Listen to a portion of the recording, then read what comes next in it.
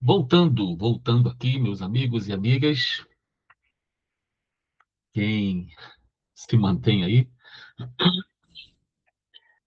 é, agora é o aforismo 3 do prólogo.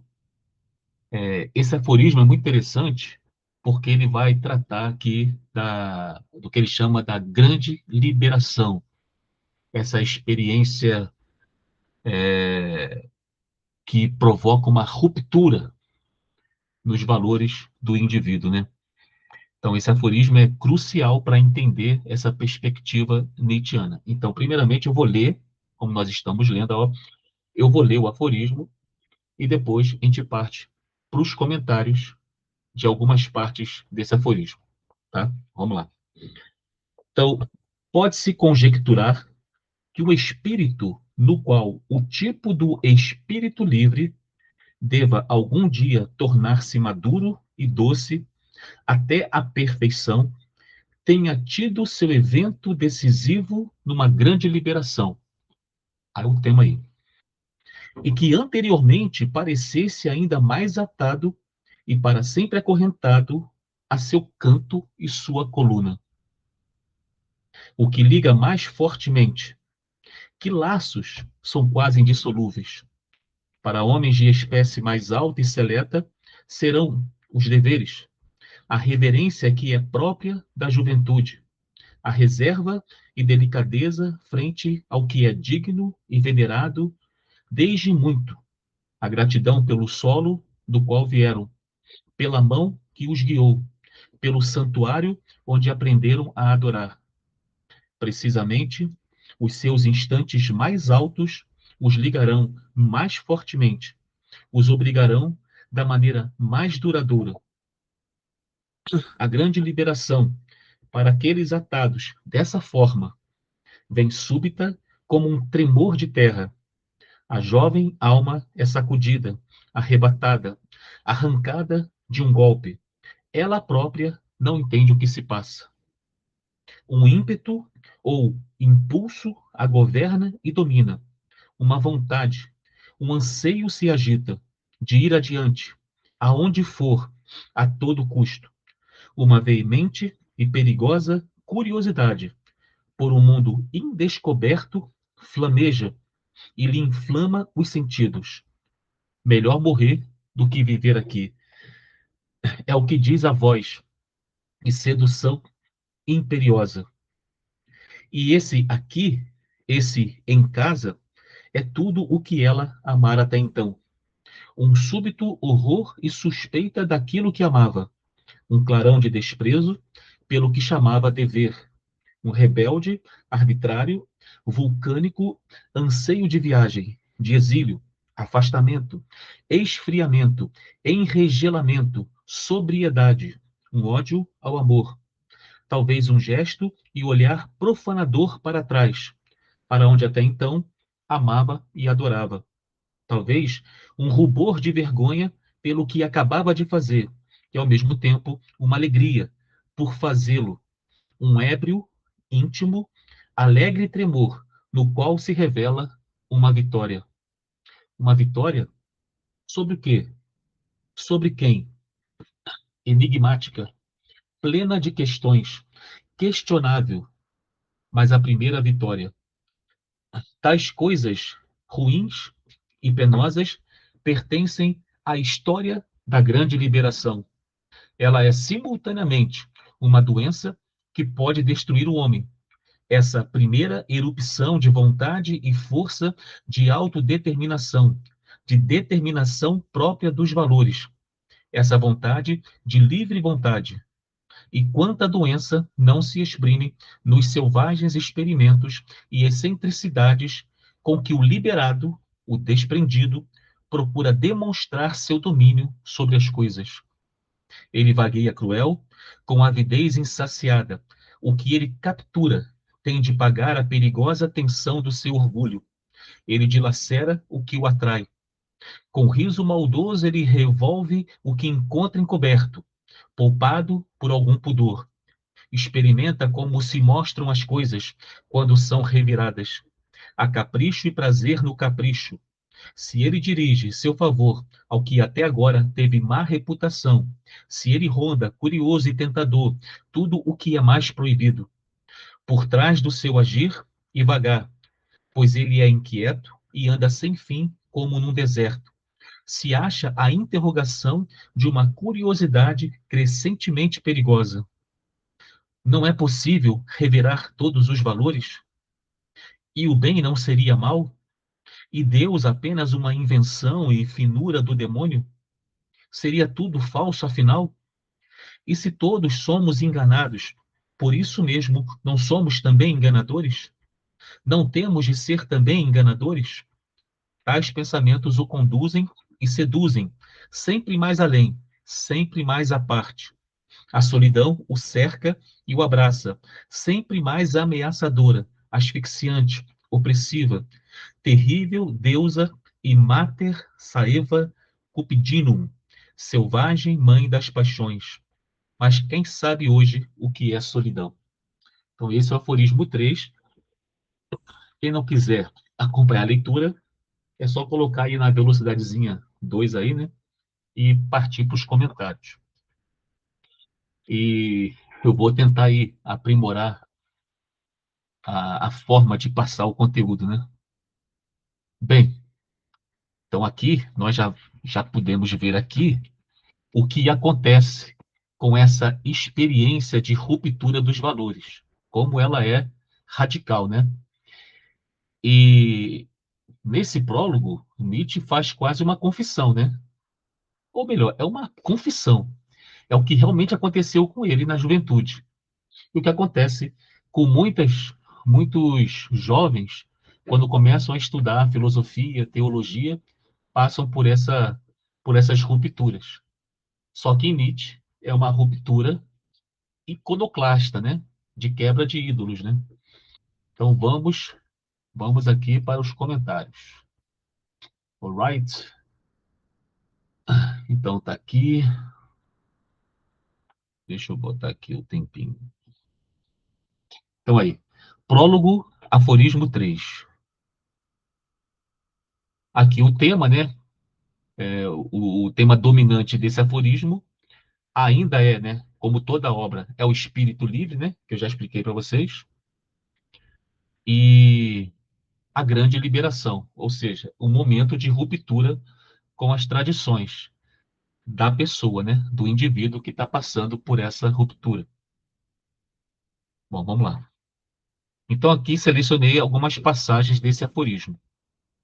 Então, essa daqui, ó, as cadeias da devoção, que ele fala sobre um sujeito extremamente devoto de tradições fortes. Não é um sujeito que apenas está inserido numa tradição por não por vontade própria, né?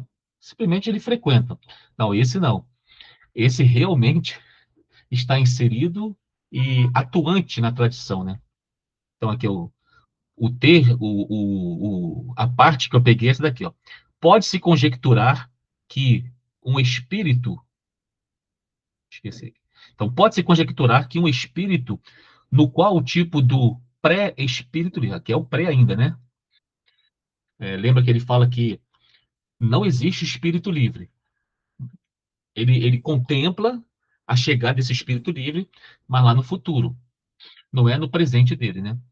Então, ele está vivendo o momento de um pré-espírito livre. Então, deva algum dia tornar-se maduro, né? Caminha para a maturidade. Tenha tido seu evento decisivo, ou seja, a ruptura, né? Numa grande liberação, que ele vai chamar de grande liberação. O que liga mais fortemente? Ó, para homens de espécie mais alta e seleta serão os deveres. Então, o, o sujeito que vai sofrer as piores consequências é justamente esse sujeito que é de espécie mais alta e seleta e que está mais fortemente ligado aos deveres. Ó. A reverência, que é própria da juventude, a reserva e delicadeza frente ao que é digno e venerado desde muito. Ou seja, O, o grande abalo, né? O grande abalo nessa metamorfose do espírito é justamente nesse sujeito mais dedicado, mais intimamente ligado a essa tradição. Então, aqui, ó, o comentário. Ó, Nietzsche começa desconstruindo, ó, importante, desconstruindo, ó, ele começa desconstruindo a ideia de que o futuro espírito livre é um rebelde, ó, é um rebelde superficial desde o berço. Muito pelo contrário. Não é o rebelde. O sujeito passa por um momento de rebelião, mas não é uma rebelião, como eu vou dizer assim, vulgar, entendeu? Não é sobre esse tipo de rebelião que Nietzsche se refere. Não é essa rebelião superficial. Não é apenas uma revoltinha, né?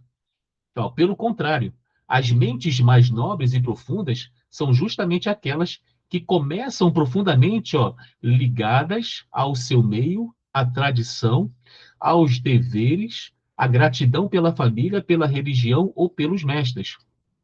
Então, é aquele conservador radical, o tradicionalista radical. É esse cara que conhece profundamente os seus valores e está envolvido intimamente com eles. É esse sujeito que vai se revoltar com essa situação ao colocar sob suspeita tudo isso, que vai passar por uma revolta radical, é esse que tem a possibilidade de se tornar um espírito livre. Ou seja, ele vai ficar doente. A proposta é inevitável. Não é uma revolta apenas pela revolta, a revolta pela revolta. É uma coisa que gera uma doença. Aí, ó, o laço que as prende não é o vício, ó, ou a preguiça, mas a reverência e a gratidão. Ou seja, é o sujeito que realmente tem reverência, tem gratidão por todos os valores que ele está inserido. E não apenas porque é, ele está ali passivamente. Né? Está ali passivamente, é confortável, ou continua por aqui. E de repente se revolta. Não é esse tipo de coisa. Por que ele fala isso? Porque isso estava acontecendo. Muitos jovens que começaram a ler Nietzsche entendiam que era simplesmente uma forma, assim, usavam o seu pensamento como uma oportunidade só para se revoltar, né? A rebeldia pela rebeldia. E por amar e respeitar suas origens, com extrema delicadeza, que a ruptura, que a ruptura futura se tornará tão traumática e violenta. Não tem como fugir disso. Aquele que experimentar a ruptura vai ter que passar por isso. Então, é o que ele está falando. Esse pré-espírito livre. Tá? Então, vamos seguir aqui. Uma segunda parte que eu selecionei aqui é essa daqui. Ó, a grande liberação para aqueles atados dessa forma, né? Dessa forma reverente, vem súbita como um tremor de terra. Então, a coisa acontece subitamente. Um ímpeto ou impulso a governa e domina, a ponto da pessoa dizer: melhor morrer do que viver aqui. É o que diz a voz e sedução imperiosa, né? Então, um súbito horror e suspeita daquilo que amava. Ou seja, tudo aquilo que o sujeito amava agora está sob suspeita, né? Não é um amor, é um amor de verdade, entendeu? É uma intimidade plena. Então, a ruptura com tudo isso provoca o quê? Horror, suspeita. Um clarão de desprezo pelo que chamava dever. Então, aquilo que era dever, né, para ele, se torna desprezo. Aí vem a revolta. Né? Repetindo, não é uma revolta pela revolta. É uma revolta de experiência profunda. Então, um ébrio, íntimo, alegre tremor. no qual se revela uma vitória. Aqui que é interessante. Aqui, por mais que seja doloroso, essa dor também se revela como vitória. Aí ele questiona, uma vitória sobre o quê? Sobre quem? Outra coisa que é importante observar em Nietzsche é que a todo momento, no mesmo parágrafo, você pode ver que cada aforismo é só um parágrafo, né? Então, o parágrafo, ele é muito rico de gêneros literários. Então, em algum momento, você vai ver assim, poxa, parece que aqui a linguagem tá um pouco diferente, né? Como essa fala aqui, né? Ó, melhor morrer do que viver aqui. Então, ele parte para, tipo, uma peça teatral, né? Uma exclamação, um pastiche, né? E depois ele volta como se estivesse falando para a academia, e depois retorna poeticamente, porque ele quer se utilizar de várias formas de se expressar para que a sua ideia seja compreendida ao máximo, né? Então, muito bem. Então, toda essa dor se revela como vitória. Vamos entender isso. Ó, a ruptura não ocorre de forma suave ou puramente racional, né? Porque é o quê? É um tremor de terra, né? Como ele fala, que vem de repente. É tipo, olha quantas figuras de linguagem ele utiliza. É como eu estou aqui agora falando com vocês e de repente a terra começa a tremer, mas tem um terremoto, é súbito. E tudo fica bagunçado, né? Tudo fica desorganizado, né? Então, o que ele quer passar dessa experiência é algo semelhante a isso. Então, a ruptura não ocorre de forma suave ou puramente racional. Ela surge como um sismo, né? Um abalo sísmico existencial, só que existencial. É por dentro. O abalo é interno, né? Interior. Então, é o momento em que a alma é tomada por uma necessidade visceral de rompimento. Então, há uma necessidade, olha, há uma necessidade de rompimento diante do que ela está descobrindo de si mesma, né? E principalmente sobre os seus valores, né? Que estão agora sob suspeita. Então, surge a recusa do em casa, né? A vergonha do assentamento anterior e o impulso de profanar aquilo que antes se adorava. Então, a casa agora já não é mais tão segura como antes. Pelo contrário, há um tipo de vergonha naquilo que se acreditava anteriormente. Então, o sujeito passa a ter vergonha de si mesmo, de tudo aquilo que ele acreditava, que ele tinha certeza que era verdadeiro. É como se tudo se revelasse como coisa boba, coisa idiota, né? Há uma contradição afetiva, avassaladora, dor e vergonha pelo rasgão, acompanhadas por uma embriaguez e uma alegria sombria, agora, a vitória, por estar triunfando sobre as próprias amarras. Então, tudo isso se revela como vitória, porque ao mesmo tempo traz uma liberação, né? O termo que ele utiliza, liberação. Então, todas as consequências que esse sujeito, né? Aqui o espírito é o sujeito, né? Que esse sujeito está passando, também é uma oportunidade de liberação. Por que liberação e não liberdade? Porque aqui, na verdade, Nietzsche não vai entender que o homem é realmente livre.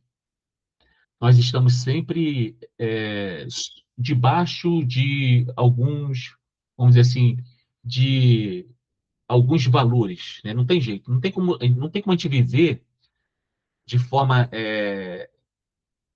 essencialmente livre. Nós estamos sempre debaixo, sujeitos a valores. A diferença é o seguinte: é você, é você quem constrói seus valores, ou você que se adequa passivamente a valores que são impostos. A diferença é essa. Então, a liberação é justamente essa, é de que agora você não está mais vivendo a partir de valores que lhes são impostos, mas que você vai ter que construir por si mesmo. Então, a grande liberação é essa, que esse sujeito está passando. Então, é a primeira afirmação, ainda confusa, de uma vontade de determinação própria. Ou seja, isso aqui não é a transformação total, é o início, é a pré-transformação que Nietzsche acreditava que a época dele era um momento de, de início, é uma nova era, é o início. A transformação total seria para o futuro, ok?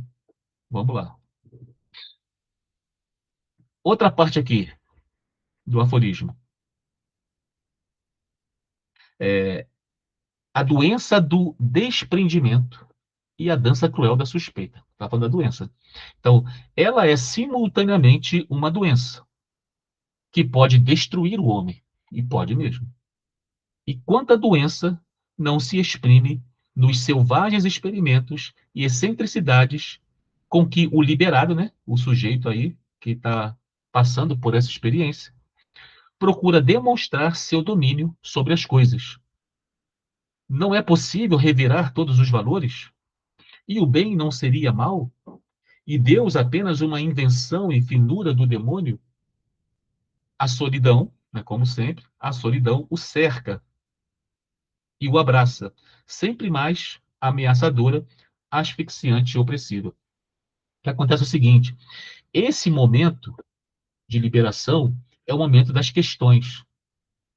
E são questões confusas. Tudo está confuso. Pô, você acabou de passar por um terremoto. Tua casa está bagunçada. Está tudo fora do lugar. Então, veja o que está acontecendo. Né? O que está acontecendo?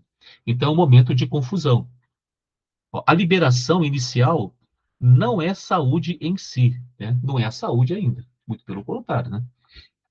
Mas uma fase doentia e cruenta, é o momento da dor, da crise, né? O indivíduo recém-liberto age como um convalescente entre desorientado e vingativo. Também gera o ódio. Porra, o sujeito ele começa a questionar tudo aquilo que ele acreditava. E ele começa a ver que tudo aquilo que ele acreditava, que ele estava sujeito, era tudo ilusão, fantasia. Então, obviamente, vai vir uma revolta, um ódio do, de tudo que ele passou, de tudo que ele se sujeitou no passado. É... Aqui eu escrevi errado, né? Descarta o que era sagrado. Descarta o que era sagrado, revira o que estava oculto por pudor e busca o proibido apenas pelo prazer de provar sua independência. Você vê aqui que é um momento ainda de revolta confusa, né, de muita confusão. Então, a partir desse momento, a ação dele é sempre de querer ir contra a tudo aquilo que ele acreditava, simplesmente por ir contra, movido pelo ódio. É tipo um filme que eu lembro muito do personagem judeu que ele sempre praticou os 10 mandamentos fielmente e sempre se ferrou. Ali resolve fazer o contrário, né? Pô, todos esses valores que eu fui criado dentro da minha família judaica, eu pratiquei. E eu sempre me ferrei. Então ele também passa por uma grande liberação. Então ele se liberta desses valores e começa a praticar, ou melhor, ele começa a fazer tudo o contrário dos 10. Então ele vai começar a praticar. A primeira coisa é negar Deus. Porque o primeiro mandamento é o quê? Amar a Deus. Então ele vai negar Deus. Ele vai passar por cima de todo mundo, não vai respeitar o próximo. Ele vai roubar a mulher dos outros. Então ele vai fazer tudo e começa a se dar bem. entendeu? Então, é tipo esse momento imaturo, com muita raiva, com muito ódio, porque ele vem sempre fazendo a coisa certa, entre aspas, né? A coisa certa, e sempre se ferrando. Ou então, não é pelo pensamento lógico, vai, então se eu fizer o contrário, eu vou me dar bem, não é? É muito mais uma revolta, uma raiva, por ter perdido tanto tempo, né? Fazendo aquilo que se dizia que era correto, e só levado na cabeça, ele, por raiva, resolve fazer o contrário. Então, é esse momento aqui, ó. Busca o proibido apenas pelo prazer de provar sua independência. Ele se lança no deserto do questionamento radical. E se tudo for falso? É o que Nietzsche chama da fase nihilista. Que ele fala, não tem jeito. Quando a pessoa nega a existência de Deus, ou qualquer coisa que é semelhante à crença em Deus, quando ele nega isso, automaticamente ele se coloca num vazio, num deserto, e tudo, tudo passa a ser questionado a ponto de o cara chegar à conclusão, pô, se Deus não existe, tudo é falso. Nada faz sentido. Então, é uma fase nihilista que Nietzsche via que não era bom. Porque nós temos que acreditar em alguma coisa. Nós precisamos continuar existindo, porque a vida, como ele fala no aforismo anterior, a vida necessita de ilusão. Só que agora a diferença é o seguinte: eu sei que isso é ilusão. E eu sei que a vida precisa de ilusão. Então, eu vou continuar me iludindo em amor à vida. Então, a perspectiva de Nietzsche é essa. Eu não vou, eu não vou acabar com as ilusões, não é isso. Só que agora eu sei que as ilusões são ilusões. Ah, se você precisa conversar sobre Deus para satisfazer a vida física, vamos conversar sobre Deus, mesmo sabendo que ele não existe, mesmo sabendo que é uma invenção nossa, entendeu? É mais ou menos essa perspectiva. Então, essa iconoclastia, né, é a febre do paciente, ou seja, é a quebra dos ídolos, dos valores, né, das certezas. O preço pago por essa audácia desmedida é o lançamento em uma solidão, né? Asfixiante e terrível. Então, isso aqui são os primeiros momentos dessa ruptura avassaladora, e principalmente nesse sujeito que, antes da ruptura, era um sujeito muito íntimo a valores que ele julgava serem os, os melhores valores, as suas certezas. Então, não é um sujeito que estava numa situação passivamente. Muito pelo contrário. Imagina, então, vamos imaginar aqui um cristão devoto, confiante nos dogmas da sua religião, nas doutrinas, né, da sua religião, e extremamente atuante e conhecedor de tudo isso, e levando muito a sério isso, e vivendo em sujeição disso tudo. É esse sujeito que, quando passa pela experiência da ruptura, que tem a possibilidade de alcançar essa grande liberação que a gente está falando. E não aquele cara que simplesmente estava inserido num contexto passivamente, sem muito conhecimento, só estou aqui. Não é esse sujeito, entendeu? E também não é nem o rebelde pela rebeldia. É uma revolta que tende a caminhar por dores, solidões, desertos, mas que tende a chegar à maturidade da compreensão da sua própria existência. Esse é o caminho. É a passagem do espírito pela grande liberação, ou seja, o espírito agora ele está liberado, ele não tem mais sobre ele nenhuma autoridade que decide quem ele é, o que deve fazer, mas agora ele alcança a emancipação, vai passar por todas essas dores, vai ficar doente e depois vai se curar e seguir livremente, né, liberado desses valores que se entendem totalitários. Essa é a metamorfose. Não é tão complicado, Nietzsche, né? Não é tão complicado. Bem, conclusão. O espírito livre não nasce pronto. É claro que não. Ele é forjado pelo trauma da grande liberação. que eu estava falando. Quem antes adorava com mais sinceridade as virtudes e tradições é quem sofre o abalo mais violento ao rompê-los, passando por uma fase febril de crueldade intelectual e solidão antes de alcançar a verdadeira maturidade. Então, aqui na conclusão, está bem resumido como se dá essa passagem do espírito para o espírito livre. All right? E aqui a reflexão para vocês. Então, Nietzsche sugere que a grande liberação é marcada por um momento de revolta e até de certa crueldade contra aquilo que antes mais respeitávamos e amávamos. As tradições, as certezas, os mestres, né? Então, na sua trajetória pessoal, para vocês, romper com uma antiga certeza ou valor pareceu mais uma conquista serena da razão ou um tremor de terra? Doloroso e necessário para conquistar a sua própria autonomia, né? Fica aí a reflexão. Bem, é isso. Estou tentando ser o mais rápido possível, né? Mas também com uma certa profundidade. É isso e até a próxima. Fiz besteira aqui, não. Cadê? Então, é isso e até a próxima.